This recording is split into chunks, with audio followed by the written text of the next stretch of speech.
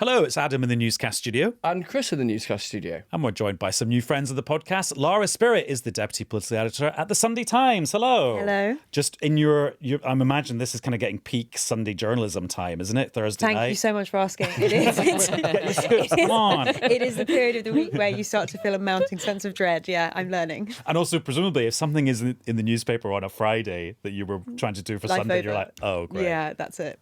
So yeah, exactly. So either you have something good and you're in a horrible state of anticipation and nervousness, or if you don't, then you're also in a horrible state of nervousness. Well, we'll try and help you relax over the next 26 minutes. And also here to help us out is Helen MacNamara,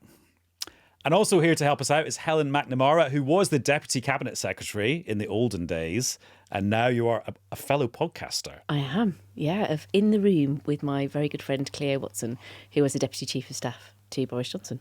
And I was listening to one of your episodes this week. Is it true that you and Cleo were watching Ollie Robbins' testimony to the House of Commons Select Committee in your pyjamas? Yes, I can reveal that. Yes, we were. It was, and she was being texted by John Cummings at the same time as well. It was all very lovely, familial. Okay, interesting. Now, Chris, I'm just thinking back to last week when we were recording Newscast at this time, and then the news broke after we'd recorded that Ollie Robbins was being fired as the chief civil servant in the Foreign Office, and basically the story has continued at that pitch ever since. Yeah, pretty much. So what was it, 3:00 in the afternoon on the Thursday afternoon of last week, where the Guardian story dropped and Westminster took a collective sharp intake of breath. And as you say, we were recording last Thursday. I was in Westminster because I couldn't come up here because I was too busy. And what was it, about 10 to 11? I'd just done the 10 o'clock news. The murmurings didn't sound great for Ollie Robbins, but I didn't feel quite confident enough to say as much on the air because I thought, they might just be really annoyed, but maybe they don't get rid of him. And I'm sitting on the tube and, oh yeah, he's gone. And as you say, since then, for 7 days, well, now 8 days straight, I suppose, because we've had 2 Thursdays and then every other day of the week, of it being, well, yeah, headline news, and it's not going to stop. And also, Helen, I mean, politicians do come and go. We're quite used to people being fired or resigned. Actually, senior civil servants at that level going in that way is very unusual. I mean, it's an overused word, but I think it's actually unprecedented what happened to Ollie last Thursday. Just being sacked immediately. And also, we've now seen why these things tend not to happen, because they then get called to committees where they give their version of what's happened, and that could be troublesome for the Prime Minister. Of the many things I find a bit bewildering about the way Number 10 have chosen to handle this sorry situation, choosing to have a fight with Ollie Robbins, who is probably the preeminent civil servant of his generation on national security and the Constitution and the relationship between ministers and civil servants. Like, if I was going to pick a fight with Ollie, it wouldn't be on that turf. And I probably actually wouldn't pick a fight with Ollie. And also, Lara, I mean, Ollie Robbins has been a figure in all of our lives for quite a long time. I'm thinking back to the Brexit days when he was Theresa May's chief negotiator.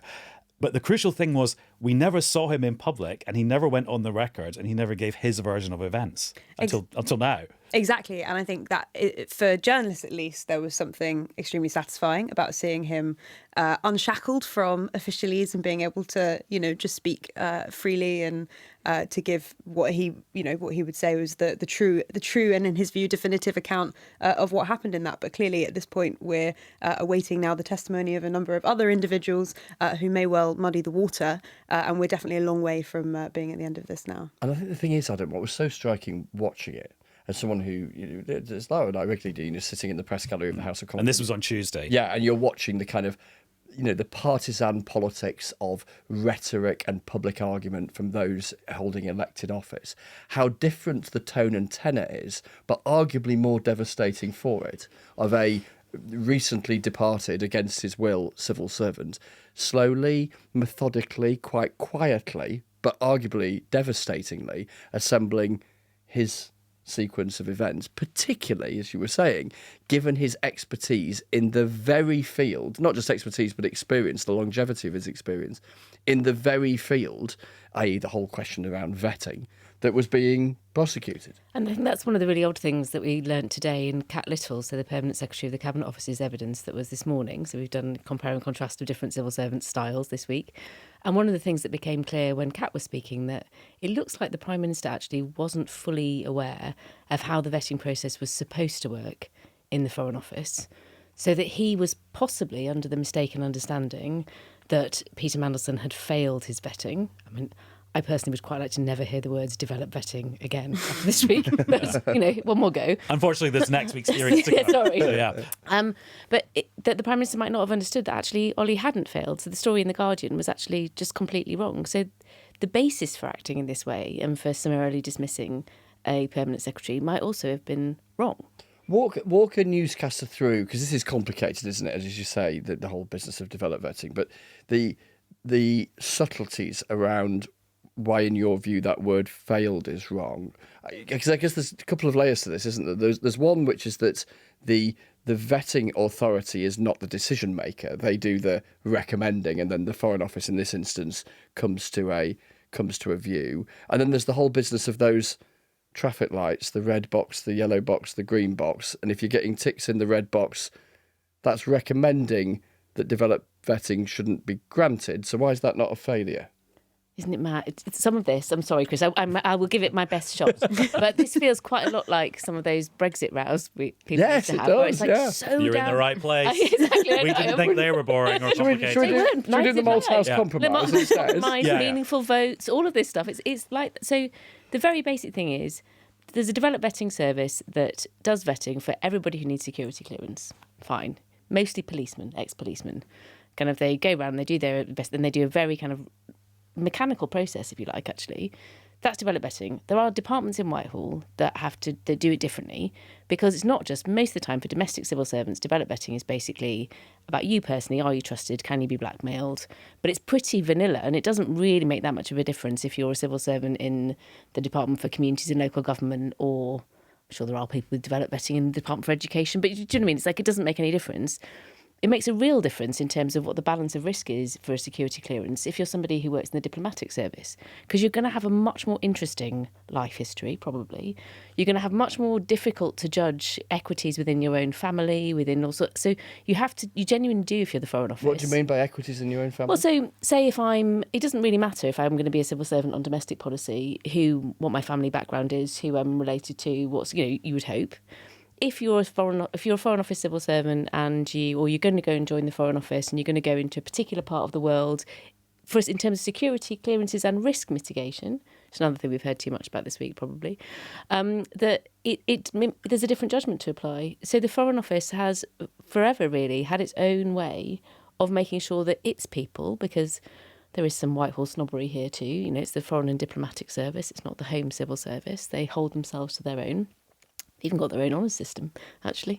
But the foreign... They give themselves different gongs. They certainly do. Right. Yes. So they're a kind of special and quirky and rather amazing place, but they have a different way of doing vetting because they've got different things to worry about, and actually because they know different stuff, and because it's different if you're operating overseas than in the UK.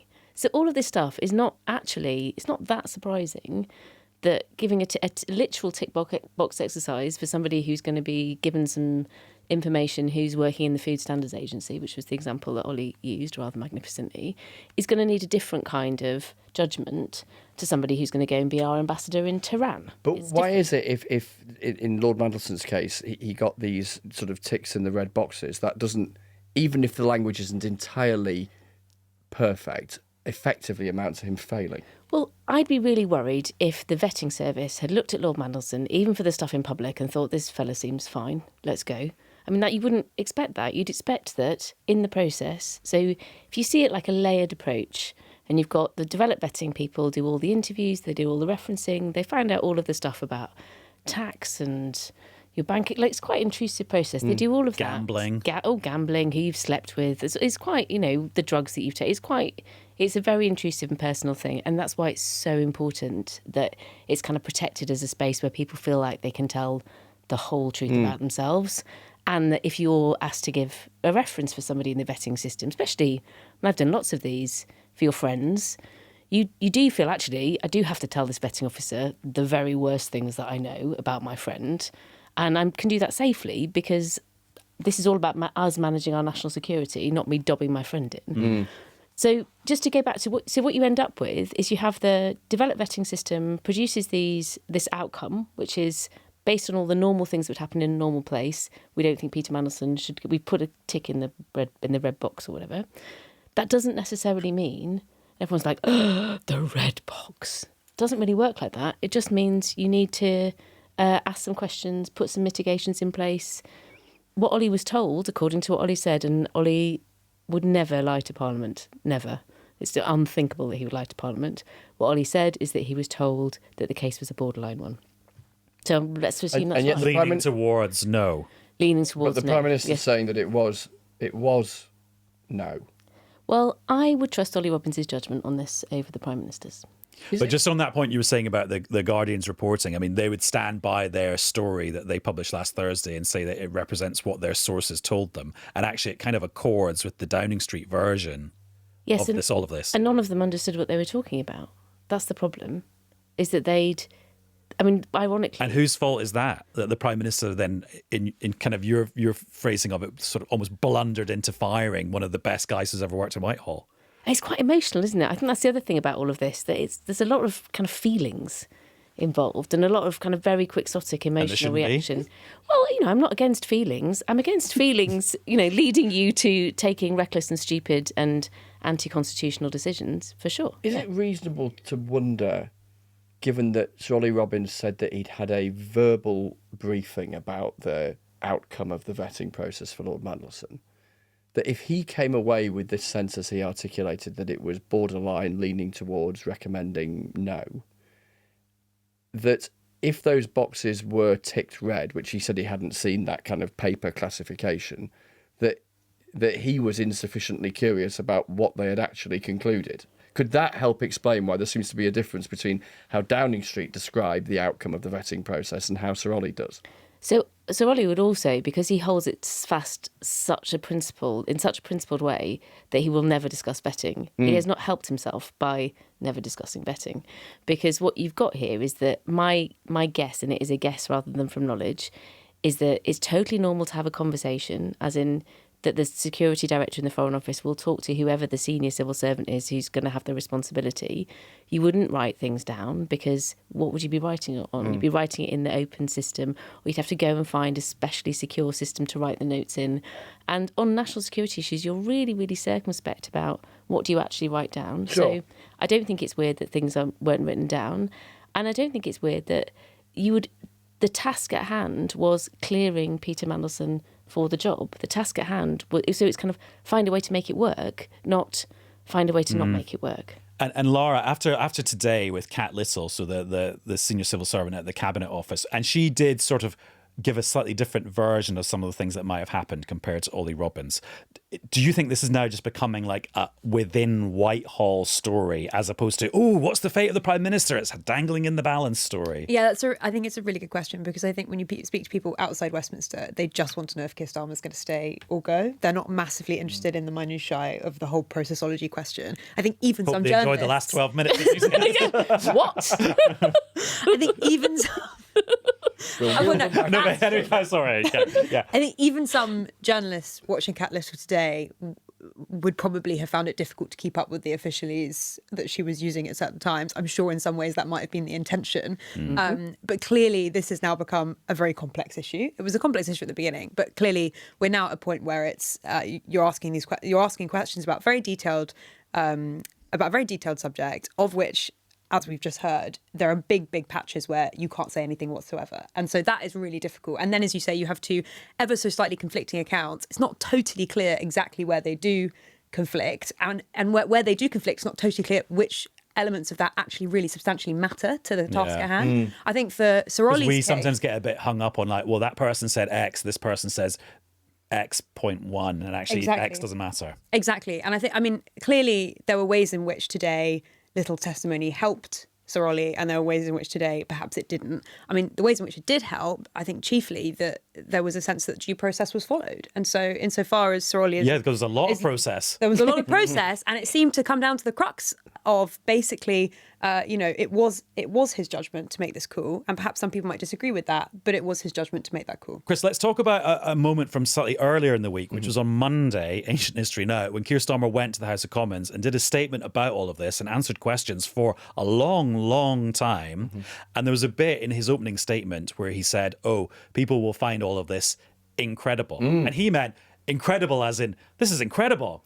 But a lot of MPs heard the other meaning of incredible, as in not believable, Yes. and a lot of them laughed. Now, of course, when you're watching it on TV, you can't tell where the laughs are coming from. I'm guessing they were from the opposition. But that felt like quite a bad moment for him. Yeah. Being laughed at to that extent. And the other reflection, I think, both from Monday in particular and to an extent at Prime Minister's questions as well on Wednesday, was the silence in the House of Commons, particularly from the Labour side. And So also laughter on Monday, silence on Wednesday. Well, yeah, but up until the laughter, at that moment, the sort of mirth, particularly from the opposition benches, as you say, coming to the literal interpretation of the word incredible as opposed to the usual day-to-day one, he was listened to in silence. Now, yes, of course, sometimes in the House of Commons, for perfectly good reasons, MPs will sit in silence if the subject matter suggests that that's appropriate. But I took away from that, and indeed from a degree of PMQs, and you could see it in the faces of Labour MPs, just the grindingly, unremittingly, politically grim reality of what is now, as we were saying, 8 days straight of this making headlines in this iteration of the Lord Mandelson saga, which there has been plenty already, going back to September when he was fired, and even, of course, prior to that moment, and then with still plenty more to come, which is, and that's where you get to the sort of the political reality of that for Labour in general, and for Keir Starmer in particular. What intrigues me, though, is that Keir Starmer has already done kind of the biggest thing a Prime Minister could do in this situation, which is to put it on his own shoulders and say that he got it wrong. I mean, he has taken full responsibility for appointing Mandelson in the first place and full responsibility for it being a bad idea. All of this actually is sort of beneath that threshold, isn't it? And he did he started that statement on Monday with a very kind of big apology, effectively. He did take it on his shoulders. He did an appropriately graceful reminder that actually the people who are really harmed here are the victims of the paedophile Jeffrey Epstein, and it's very easy to just skip over this and not worry. So he started off, I think, pretty open and generously. But what was really clear as the questioning went on is how cross he is, actually. He's quite again, don't want to keep on saying other this. people At rather other than people himself. or other than himself, exactly. And you could feel that. And he kind of lost his rag a bit towards the end, I thought. Lara, in terms of how the glum faces that Chris was talking about on the Labour benches, does that translate into glum politics as well? I think that's the big question. The settled wisdom, of course, to the extent that you can have a settled wisdom about the future of any Prime Minister in the UK now, is that he is safe until May, that we will have to see what the local elections bring, after which point it's very difficult to say with any certainty whatsoever might happen. I think speaking to MPs in the immediate aftermath of this story, so after that Guardian story, there was a sense of real disbelief, but there was also a genuine sense of goodwill towards the Prime Minister, or at least a sense that they wanted to find out exactly what had happened before they would make a final judgment on his future. I was talking to a Labour MP earlier, who a normally loyal Labour MP, and asked, how they were doing and what they were thinking, and they said, moving through the 5 stages of grief, now acceptance. And I was like, oh, so acceptance that Prime Minister's going to be okay, that you kind of have got to get on with this, because I think I think the general sense I found this week in Westminster, I don't know what you guys think, but is that there's not really a unified sense of how they might end this in their view, kind of nightmare or stasis. And he went, no, acceptance that this is actually the end of the Prime Minister and something is going to have to happen at some point. So actually, I think there are MPs who do genuinely think that this is the end of the road for the Prime Minister. The big question, of course, is what is the mechanism by which they end that? And of course, the biggest question is, well, who would take his place? And on that, there is no settled or unified view. And that is one of the reasons why I think those inside number 10 would see that as a massive blessing. Isn't it fascinating as a snapshot of British politics, certainly in 2026 and then arguably of the last 10 years? Your line just there, Lara, which I agree with, which is that the Prime Minister is safe until May, and it's the 23rd of April. It's next week. But also, it's not the 1st of May, it's the 8th of May. Yes, well, So he's got an extra week of May. He's got ages. And that's and I think, what I've been only a couple of weeks ago, and of course these things can ebb and flow in multiple, in various directions, but a couple of weeks ago, even 10 days ago, there was a sense among quite a lot of Labour MPs, after they'd done that, as Ed Miliband put it a couple of months ago, looking over the precipice, that maybe, just maybe, they'd done that, and maybe they could ride through May and the aftermath of the elections, which are highly anticipated to be really bad for Labour, and maybe not have another looking over the precipice. And in the last week, just that sense of, oh, it's all back again. And that sense of, once you get to the other side of those elections, does something happen? But the fundamentals that brought about that moment where it was very wobbly for Keir Starmer in February, and Anas Sarwar, the Scottish leader of Labour, saying, he should resign, etc., etc. The fundamentals that brought that about, i.e. all of the concern within Labour about Keir Starmer, are still there and have a recurdling courtesy of the Mandelson revelations. But the fundamentals that also meant that they looked over the precipice and then looked back, at least for now, and this might change after the elections, are also still there. Like, who are the possible candidates and where are the bumps in the road around them? Well, there's lots of bumps for lots of them. Andy Burnham's not an MP. Angela Rayner's still got the taxman on her shoulder. Wes Streeting is seen by some to be a bit too close to Peter Mandelson in the context of all of this. Oh, and there'd be a leadership race whilst they're in office, which lots of Labour MPs don't really quite like the look on. Quite a lot of those fundamentals, however bad May is for them, will still be there after May. Now, that doesn't mean it doesn't happen, but it is in the mix of why it still might not happen. Yeah, it's interesting, though. The people I've been talking to this week have also been reflecting that if you step away from the kind of grisly details of vetting and clearance and Peter Mandelson and the appointment that everyone knows was wrong and shouldn't have happened. Traffic lights. All of those things. You've actually got in the last few, just like really incompetent governing. And that actually, for the people I've been listening to... For example? Well, the whole kind of firing of Ollie on it, the sequencing of some of this has made it much harder. Number 10 have made life so much harder for themselves.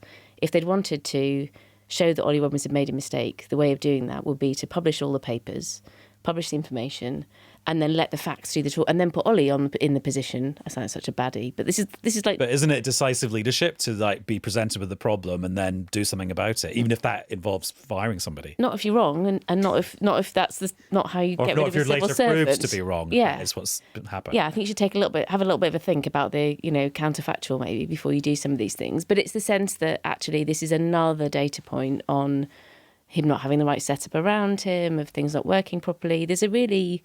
If you've been inside, and I appreciate this is very inside the remit, but if you've been inside Number 10 or the Cabinet Office, one of the things that really has struck me in the last week is how distant and separate everybody feels. So you've got the Cabinet Office Permanent Secretary almost coming across today like she's an outsider, going around asking questions with a clipboard of people, and Ollie Robbins operating a million miles away from the centre of power. Isn't that just how the government is? It's actually not one organisation with a CEO. It's like 12 different government departments, not really. sometimes at loggerheads. When governments, you have a few scuffles, but you'd know a few scuffles, just a couple of scuffles. But you'd normally have quite a tight team around the Prime Minister, and that tight team includes the very senior civil servants. So, of course, not all permanent secretaries get on brilliantly together, but you would more commonly have a sense of camaraderie and colleagues working together and trying to solve a problem together. And there's quite a lot of civil service to civil service hostility in here as well, which isn't very nice to see. You were saying on the radio earlier this week that actually what Number 10 should have done is right at the start of this, when the Mandelson thing was going wrong, was just gather all the evidence on their own terms and get the story out there in a way that was kind of a bit more relaxed than this and a lot less like kind of pulling teeth. But how would that have happened? How could they have done that? Because we've seen today officials weren't talking to each other. Cat Little had to like drag information out of Ollie Robbins. How could there have been an alternative universe where all of this was presented in a lovely dossier and everybody was a bit more chilled about it? So you don't even have to have a lovely dossier, but my entire civil service life, like when something's gone wrong, doing dossiers. All I did was go around marking everyone's homework. No, when something's gone wrong or you've got something wrong, the very first thing you do, and actually one of the lovely things about being a civil servant is you don't have to go and stand up in the House of Commons and say X or Y or Z. You can actually have a really honest conversation about who got something wrong, and you're like, oh, we got that wrong and shouldn't have done that, and thinking about it. So the kind of really is that what happened? I know it is. Okay. So well, it's what used to happen. I suppose we don't see it as journalists. No, and you shouldn't either, right? This is how the civil service gets really good at governing: is you have honest conversations about what you've just stuffed up, and then you say, let's not do that again, and then you move on. And it's really, I think it's indicative. And that definitely happens, does it? Because I suppose the sceptic looking in from the outside would fear that, of course, there has to be a recognition that civil servants are not held to public account in the way that politicians are, because that's how the system works. But how are we to know that process happens? And also the politicians might say, oh, they do it in a way that helps them, and then heaps the blame on the politicians because they're the ones that are going to be gone at the next election. And you guys are there the whole time. Well, yes. Or, yeah, the deep state strikes again. Or you could imagine that people go into the civil service because they're motivated by wanting to work for the public good or serve their government, and they want to get better at it. Let's just have that wild thought in our heads. So if you look at the evidence, I mean, let's go. I've done Brexit. I'm now doing COVID. Woohoo! If you look at the evidence to the COVID inquiry, there's lots. In fact, in number 10 and at the time, we did loads of learning as we went because of course you do. It's a very natural. Well, yeah, you reflex. wrote a famous memo about why number 10 wasn't working under Boris Johnson in the first phase. I'm not sure it needed a memo, but COVID. yeah. But yeah, I think they probably knew. Right, in terms of other things that are going to happen, so it's going to be a very busy week next week because this story continues because Morgan McSweeney, the Prime Minister's old Chief of Staff, a figure of great legend in British politics, is going to be appearing at Emily Thornberry's committee talking about all of this stuff. And then almost simultaneously, we're going to have the King doing a state visit to America, which is also freighted with controversy. It is, and just throw into the mix because we will be in the penultimate week before a really big set of elections.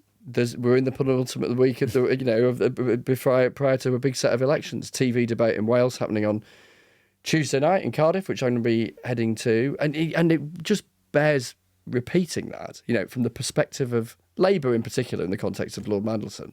All of this happening when postal votes are landing on doorsteps, when MPs, candidates for the Welsh Parliament and Scottish Parliament, and knocking on doors, all of that, and this happening at this moment. I mean, my goodness. But yeah, the King going to America. I mean, that's extraordinary as well. Yeah, and our podcasting cousin from America, Sarah Smith, actually spoke to Donald Trump by phone on Thursday and got the line from him that maybe the King's visit could repair some of the damage to the relationship of the last few weeks. Do you think that's a possibility? I mean, I'm sure that's the hope inside number 10. And that's part of the line that they have clung to when they've been pressed by opposition leaders and politicians about why on earth the King is going at a time when the president has been admonishing the military and naval capability of Starmer's the UK. no Churchill. Starmer's no Churchill. I mean, repeatedly and at every opportunity has been criticising our Prime Minister, and that has obviously led to some political pressure to pull that visit or to question whether or not that might be wise at this time. But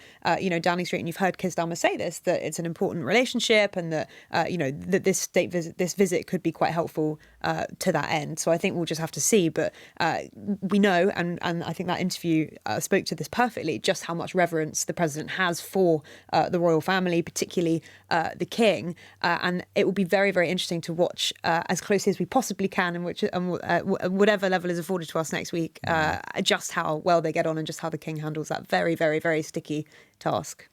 Helen, these state visits are very tightly controlled, down to the minute-by-minute thing of who walks where and stands next to who. And people are sort of taking some comfort from that, going, oh, well, even Donald Trump can't blow that up because it's all very formal. Do you think that's a bit naive?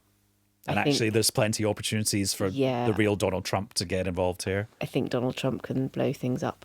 I think he's pretty confident about that. So, I think it's... So actually, everyone involved in this visit from the UK side will actually be quite nervous about it. Yeah, I really feel for them. And, thank goodness for the King to go and repair some of this relationship. It's an important ally for us, so... At least nothing's been going on in the Foreign Office. They've seemed entirely focused on the tricky state visit for the last few weeks. They will have had, 6 hours of watching committees this week, all in the office? Yeah. Actually, Helen, one last question for you. I've just been really struck listening to all these senior civil servants. It's almost like they have their own language. The way they refer to things. Why is that? Why does it not sound like the rest of us when we're in a meeting at our own workplaces? Well, every workplace has its own kind of weirdo language, doesn't it? Come on, you can't tell me the BBC. Yeah, but the civil service language is very... It's quite distinctive, isn't it? Totally. And when words have different meaning, and you have totally different, like I was saying, you have a different... Ollie Robbins and Kat Little come from entirely different civil service kind of pedigrees and backgrounds. So they themselves, you heard it in the committee meetings, use totally different... language, yeah. But do you get trained in how to write a really good memo? Because I know on your podcast you have been ranting is putting it too strongly. Ranting is absolutely right. About one of the memos that's emerged from the Mandelson files is a letter from Simon Case, who used to be the cabinet secretary, to the Prime Minister when the Prime Minister is thinking about who to send to Washington as the ambassador. And you say it's one of the worst pieces of civil service writing you've ever seen. You didn't even give me a trigger warning for that, actually. Because it's so painful for you. What is so bad about it? Well, so and this is... It's got typos in it. It's not, well, the typos, but the inaccuracy. If you basically think that the currency of administrative bureaucracy, is being able to communicate really, really clearly and precisely. And you have to communicate really, really precisely and clearly in writing in a way that anybody reading the document, so whether it is the Prime Minister's special advisor who hasn't ever done anything about this, or somebody who's deeply, deeply versed in it, is not going to get bored. So most of the time when you're writing advice to a minister, you've got to cater for, it's a professional art and skill. It can't be like pages and pages of blah. It has to be really, really precise. And there's a way of doing it effectively. And that way of doing it is the kind of the Ollie Robbins or me would have what might seem totally ridiculous. I mean, I loved the letter he did to the committee this week. The paragraphs were numbered. There was of course he's doing that as a private he's doing citizen. that. I think he's doing. Yeah, exactly. I think he's doing that as a sign if he was of writing to his civil local, service love. his local council about parking outside the house or whatever, I mean, it'd be quite something. I love a number. I bet it'd get sorted. I love a number list. And also you hear things totally differently as well. So one of the reasons when it's really difficult for people from the private sector to come into the civil service is because they just don't understand what someone's just said. So I remember this meeting in the Cabinet Office when Francis Maude was there with a load of commercial people and Jeremy Hayward, and Jeremy Hayward said he was surprised. Who was the Cabinet Secretary? He was the Cabinet Secretary, sorry. He said he was surprised that they hadn't got a budget already lined up, given we were at the end of Q2. And we were all like, because that was a massive smackdown. That was an absolute slap round the head. And all these business people who are used to effing and jeffing in the boardroom are like, why are you surprised? We haven't done it. So it was really, you can talk entirely across each other. Yeah. And that is all for the good. That's not a tool to muddy the waters or make things ambiguous so that if it emerges and you have to go to a select committee, you're in the clear. I'm sure there are both good and bad reasons for having these things. There we go. There's a prime example of it. Perfect. Genius. Right, Helen, thank you very much. It's a pleasure. Lara, good luck. And I look forward to reading what you've managed to dig up on Sunday. Thank you very much. And Chris, good to catch up too. Cheers.